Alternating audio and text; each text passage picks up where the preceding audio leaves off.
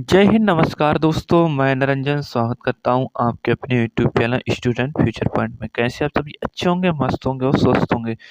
Channel पे अगर नए हैं तो चैनल को लाइक और सब्सक्राइब से जरूर करिए। क्वेश्चन रहने वाले 7 जनवरी करंट अफेयर 2026। और दोस्त मोस्ट इम्पोर्टेंट है, पहला क्वेश्चन क्या कहता है, निम्न में से किस दिन हर साल युद्ध अनाथों का विश्व दिवस कब मनाया जाता है। तो दोस्तों, युद्ध में अनाथ हो जाते हैं उनके लिए क्या मनाया जाता है, विश्व दिवस मनाया जाता है। ए 3 जनवरी, बी 4 जनवरी, सी 5 जनवरी, डी हो जाएगा 6 जनवरी।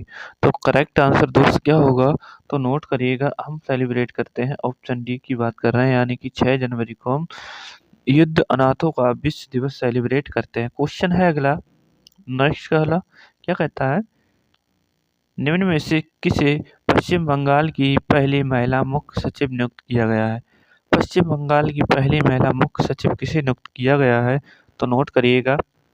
Option A Jyoti Mahato, B Shalini Pathak, C Nandini Chakraborty, D Aarti Shukla. तो दोस्त पश्चिम बंगाल की चुना गया है, इनका नाम क्या होगा, तो इनका नाम हो जाएगा नंदिनी चक्रवर्ती। ऑप्शन सी करेक्ट आंसर हो जाएगा। पहली महिला मुख्य सचिव नियुक्त किया गया है वेस्ट बंगाल की। क्वेश्चन है तीसरा, व्हाइट बेलीड हेरॉन व्हाइट बेली हेरॉन के संरक्षण की चिंताओं के बीच Kalai second hydro power project को मंजूरी दी गई, किस राज्य में स्थित है। तो दोस्त जो हाइड्रो पावर प्रोजेक्ट है, ये कहाँ पर मंजूरी दी गई है, तो ए तमिलनाडु, बी अरुणाचल प्रदेश, सी हो जाएगा मध्य प्रदेश, डी क्या कहता है कि बिहार होगा क्या।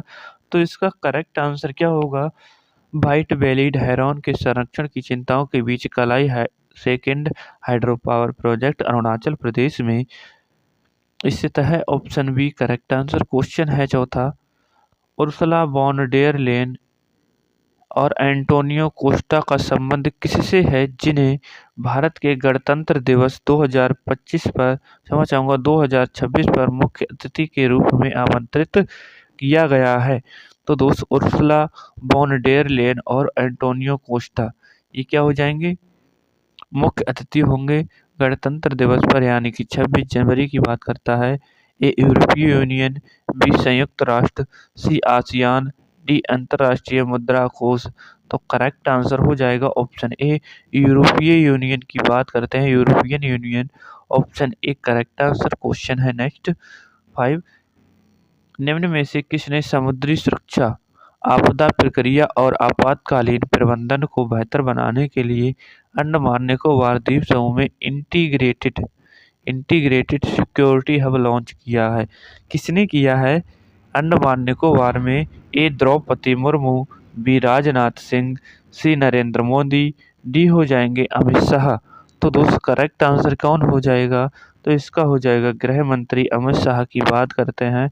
Option D correct answer. Question है अगला, छठा होगा, निम्न में से कौन हाल ही में नियुक्त किए गए संयुक्त राष्ट्र सुरक्षा परिषद के अस्थायी सदस्य में शामिल नहीं है, ये पूछ रहा है। तो दोस्त इसमें से तो कौन हो जाएगा, A Colombia, B Liberia, C Spain, D Bahrain.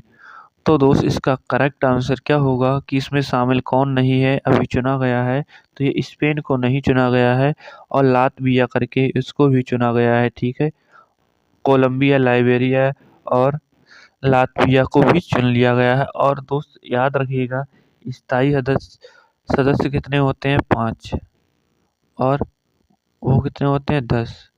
तो स्थायी की बात करते हैं, ये स्थायी होते हैं, अस्थायी होते हैं 10। ठीक है, कार्यकाल आप बता दीजिएगा कि कितना, क्या 3 वर्ष होता है या 5 वर्ष होता है। ठीक है, क्वेश्चन है अगला, निम्न में से किसके द्वारा खुतबात ए मोदी लाल किले की फसील से नामक किताब लिखी गई है, यानी कि लॉन्च की गई है, किसके द्वारा।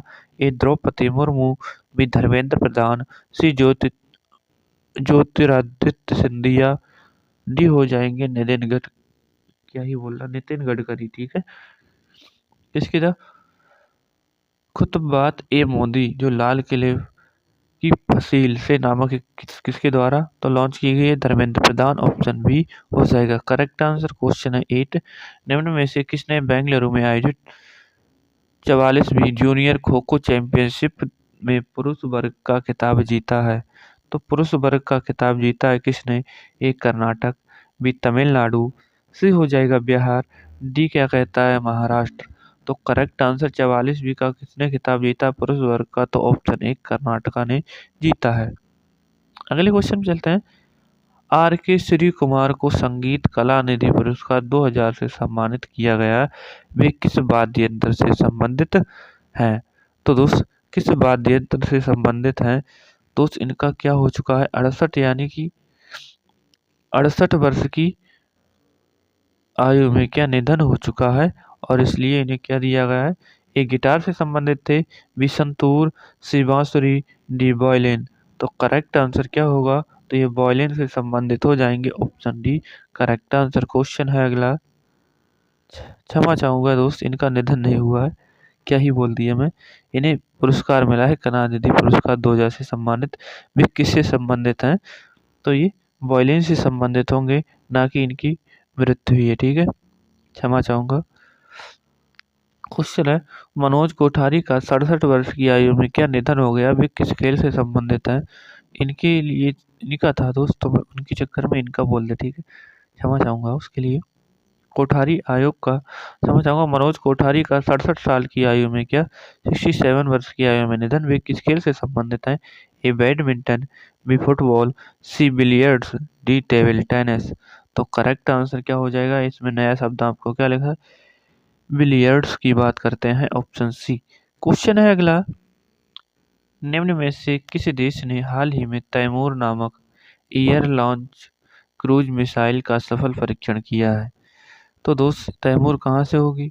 ए कतर, बी पाकिस्तान, सी मंगोलिया, डी बांग्लादेश। तो अपना पड़ोसी गद्दार देश पाकिस्तान की बात कर रहे हैं, ऑप्शन बी। नेक्स्ट क्वेश्चन है हाल ही में किस राज्य में दृष्टिबाधित लोगों के लिए पहली ब्रेल लाइब्रेरी खोली गई? ए उत्तर प्रदेश, बी तमिलनाडु, सी बिहार, डी मध्य प्रदेश। तो दोस्त दृष्टिबाधितों के लिए की बात करते हैं, ब्रेल लाइब्रेरी कहाँ पर खोली गई? तो उत्तर प्रदेश की बात करते हैं। एक करेक्ट आंसर। क्वेश्चन है अगला। निम्न में से किसने दुनिया की पहली मल्टीनेशनल आईआईटी बनने के लिए ग्लोबल पहल शुरू की है? मल्टीनेशनल आई क्या बनने के लिए? आईआईटी। ठीक है, IIT Delhi, IIT Roorkee, IIT Mumbai और आईआईटी मद्रास। तो मल्टीनेशनल आईआईटी बनने के लिए ग्लोबल पहल किसने शुरू की है? तो ये की है IIT Madras, option D correct answer. अब दोस्त चलते हैं क्या 6 जनवरी का करंट पर। निम्न में से किस दिन हर साल भारतीय यानी कि राष्ट्रीय जिसे कहते हैं पक्षी दिवस मनाया जाता है? ये 2 जनवरी, बी 3 जनवरी, सी 4 जनवरी, डी हो जाएगा 5 जनवरी। करेक्ट आंसर नोट करिएगा, ये 5 जनवरी को क्या पक्षी दिवस मनाते हैं सलीम अली की। ठीक है, क्वेश्चन है हाल ही में किसे सिक्किम उच्च न्यायालय का मुख्य न्यायाधीश नियुक्त किया गया है? सिक्किम उच्च न्यायालय का मुख्य न्यायाधीश किसे नियुक्त किया गया है? ए सोमैन सेन, बी रेवती प्रशांत मोहिते डेरे, सी मुश्ताक अली क्षमा चाहूंगा मोहम्मद मुश्ताक, डी संगम कुमार साहू। तो करेक्ट आंसर हो जाएगा ऑप्शन सी, किसे मुश्ताक मोहम्मद मुश्ताक की बात करते हैं। क्वेश्चन है अगला। निम्न में से किस स्थान पर शब्दोत्सव साहित्यिक उत्सव आयोजित किया गया है? शब्दोत्सव साहित्यिक उत्सव ए लखनऊ, बी नई दिल्ली, सी ऋषिकेश, डी पटना। तो करेक्ट आंसर क्या हो जाएगा? तो नई दिल्ली की बात करते हैं, option B correct answer. Question है अगला। 4 जनवरी 2025 को म्यांमार का कौन सा स्वतंत्रता दिवस मनाया गया? कब मनाता है? तो ये जनवरी 4 की बात करता है, इस दिन म्यांमार मनाता है। ए 78वां, बी 79, सी 80, डी 81। तो करेक्ट आंसर क्या हो जाएगा? तो ये हो जाएगा 78 नंबर का था, option A correct answer. Question है अगला, नोट नोट करिएगा। निम्न में से किस स्थान पर 72वीं राष्ट्रीय वॉलीबॉल प्रतियोगिता का उद्घाटन किया गया है? तो दोस्त कितने नंबर की? तो 72 नंबर की थी। कहाँ पर? ए पटना, बी भोपाल, सी वाराणसी, डी पुणे। तो दोस्त कहाँ पर की गई 72वीं? तो वाराणसी उत्तर प्रदेश की बात हो रही है यहाँ पे किसके उत्तर प्रदेश की बात होती है? क्वेश्चन नंबर 5 का सी। अगले क्वेश्चन पे चलते हैं। निम्न में से किस राज्य में जलीकट्टू? तो जलीकट्टू दोस्त पोंगल के दौरान किया जाता है, यानी कि जो जलीकट्टू है, यानी कि क्या कहते हैं इसे, जो बेकाबू जो सांड होते हैं उनको काबू करने के लिए किया जाता है। कहाँ पर? ए मध्य प्रदेश, बी पश्चिम बंगाल, सी बिहार, डी पोंगल। तो दोस्त पोंगल पूछा जाता है हर उसमें, ठीक है। क्वेश्चन बहुत ही मोस्ट इम्पोर्टेंट होगा, तो ये डी हो जाएगा। तमिलनाडु में ये किया जाता है पोंगल, जिसके दिन होता है जलीकट्टू, ठीक है। क्वेश्चन है, हाल ही में डेल्सी रोड्रिग्ज को किस देश का अंतरिम राष्ट्रपति नियुक्त किया गया है? किसे, कहाँ का? ए मैक्सिको, बी अंगोला, सी पेरू, डी वेनेजुएला। तो दोस्त कहाँ पर चुना गया है डेल्सी रोड्रिग्ज को? तो ये वेनेजुएला का चुना गया है अंतरिम राष्ट्रपति, ऑप्शन डी। क्वेश्चन है अगला, निम्न में से कौन सा देश चीन को पीछे छोड़कर दुनिया का सबसे बड़ा चावल उत्पादक देश बन गया है? तो दोस्त इसको चीन को पीछे छोड़ दिया है। चीन हो जाएगा सेकंड नंबर पर। और पहले नंबर पे कौन होगा? ए भारत, बी मालदीव, सी बांग्लादेश, डी मलेशिया। तो करेक्ट आंसर किसने छोड़ दिया? अपने प्यारे भारत ने। चावल के मामले की बात करता है, चीन को पीछे छोड़ दिया है और फर्स्ट नंबर पर आ चुका है। क्वेश्चन है अगला, किस वर्ष को भारतीय सेना ने नेटवर्किंग एवं डेटा केंद्रिता का साल घोषित किया है? तो दोस्त किसे घोषित किया है? इसमें 25 तो है नहीं, तो जाहिर सी बात किससे किया होगा? ए 2026, बी 2027, सी 2028, डी 2029। तो किसे घोषित किया है? तो ये 2026 को घोषित किया है, नेटवर्किंग एवं डेटा केंद्रिता का साल घोषित। क्वेश्चन है ना 8, क्षमा चाहूंगा 10, निम्न में से किस स्थान पर खेलो इंडिया बीच गेम्स के दूसरे संस्करण का, तो ये दूसरे नंबर का होगा, यानी कि सेकेंड नंबर का संस्करण का उद्घाटन किया गया है? ए मुंगेर, बी कांडला, सी दीव, डी पुदुचेरी। तो करेक्ट आंसर क्या होगा? तो ये दीव की बात करता है, ऑप्शन सी यहाँ पर किया गया है दूसरे बीच गेम्स का, ठीक है, खेलो इंडिया बीच गेम्स। क्वेश्चन है 11, निम्न में से किस देश ने हाल ही में इंडियन प्रीमियर लीग यानी कि आईपीएल 2026 के प्रसारण पर रोक लगा दी है? तो भारत ने लगा दिया है। किस देश पर? ए चीन, B Bangladesh, C America, D Pakistan. तो ये किसकी बात हो रही है? तो बांग्लादेश की बात हो रही है, ठीक है, ऑप्शन बी। क्वेश्चन है अगला, निम्न में से किस स्थान पर भारत का पहला ट्रॉपिकल आरएएस आधारित रेनबो ट्राउट फार्म लॉन्च किया जाएगा? तो दोस्तों रेनबो आधारित क्या है, रेनबो ट्राउट कहाँ पर लॉन्च किया जाएगा? ए हैदराबाद, बी जोधपुर, सी पटना, डी अमरावती। तो करेक्ट आंसर क्या हैदराबाद होगा? जी बिल्कुल, ऑप्शन ए की बात करते हैं, हैदराबाद होगा। क्वेश्चन है अगला, निम्न में से किस देश के साथ भारत के पहले made in India universal multi calibre rocket launcher सूर्यास्त के लिए भारतीय सेना ने समझौता किया है?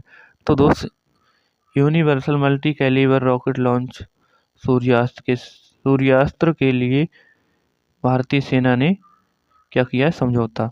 ए Germany, B England, C Spain, D Israel. तो किसके साथ किया है? तो इजराइल के साथ किया है, ऑप्शन डी की बात करते हैं। और दोस्त आज का सेशन होता है यहीं पे समाप्त, तो सेशन को लाइक और शेयर जरूर करिएगा अपने दोस्तों के साथ। मिलते हैं अगली क्लास में, तब तक के लिए जय हिंद, जय भारत।